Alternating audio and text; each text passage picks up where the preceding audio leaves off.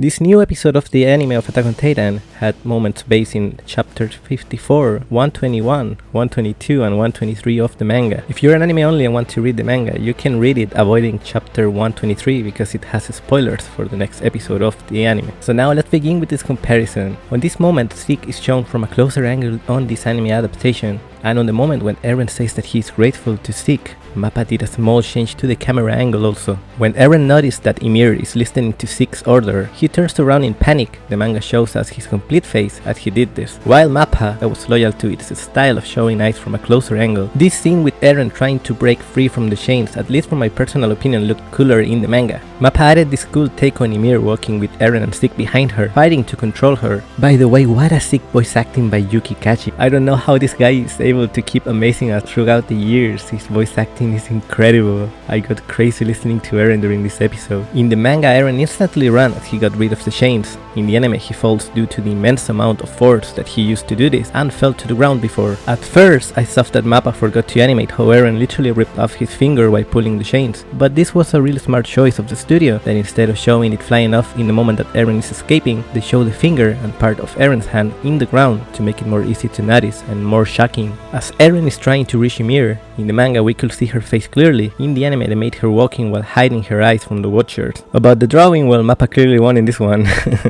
When the flashbacks began, we also see some extra frames and lines of the conversation between Historia and Frida than in the manga, probably to not make everything happen too suddenly here, since in the manga we could only see Historia asking Frida what those girlish means, and we don't even see Frida actually. These extra moments of this episode come from chapter 54 of the manga and were an amazing choice by Mappa, because it might confuse people to just suddenly jump into this conversation without knowing the complete context.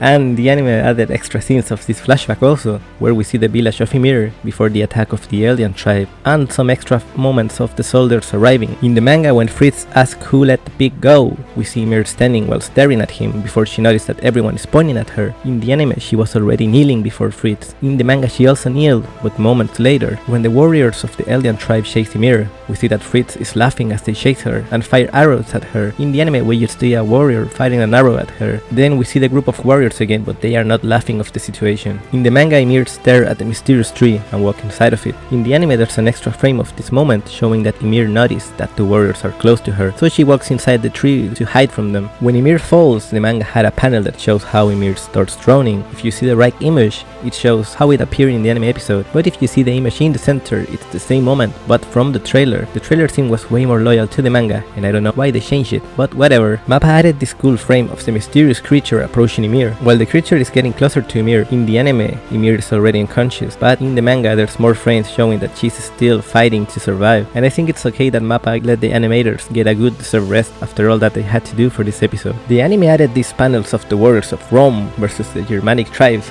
I mean Marley versus Celia preparing for the battle. Before the battle begins, we see a panel of the Thunder Titan approaching its hand to the Marleyan soldiers to instantly kill a bunch of warriors. In the anime they didn't show this as in the manga, probably due to censorship, I'm not sure, but none of the Ymir attacks were shown as explicit as in the manga throughout this episode. As on this other moment when Ymir is in the battlefield with soldiers being crushed by her, it's also censored, but Mappa added an amazing take showing the despair of the Marleyan soldiers, witnessing the transformation of the Thunder Titan and how they were about to get killed by her. When the soldier betrays Fritz and throws a spear at him, in the anime the soldier is killed instantly, and there's an extra panel showing the face of Fritz covered in blood to add more tension and mystery to this moment. Because in the manga we are spoiled instantly that Ymir protects Fritz from the spear with her body, and after she falls dead to the ground is when they show the alien soldiers killing the betrayer. When Ymir dies, the anime shows only the reaction of Fritz to this situation. In the manga we also saw how the children of Ymir were crying. This iconic panel of the manga of the children of Ymir eating her body was censored, and it's an okay decision considering how explicit this moment was. The anime made more noticeable that Fritz is dying as he gives his final will to his daughters. On this moment the anime added extra frames with Ymir building the titans and failing in some moments inside pads, just to make more noticeable how much she suffers while working in this. When Eren finally interrupts this flashback and says that he will stop everything, when Eren is holding Ymir, we see that in the anime he's holding her of a different form. When we go back into the original timeline of the anime, we see that when Eren is transforming into the Founder Titan, there's a lot of extra scenes like the ones that show the transformation of the Founder Titan, a lot of Colossal Titans, the skull of the Founder Titan transforming, and also showing that sort of skeleton that it has, and I think these extra frames added by Mappa made this moment look even more impressive than in the manga. Who else noticed that Mappa also added this shot that works as a reference to the original reveal of the Colossal Titan hidden inside of the world from seasons ago. It was spectacular.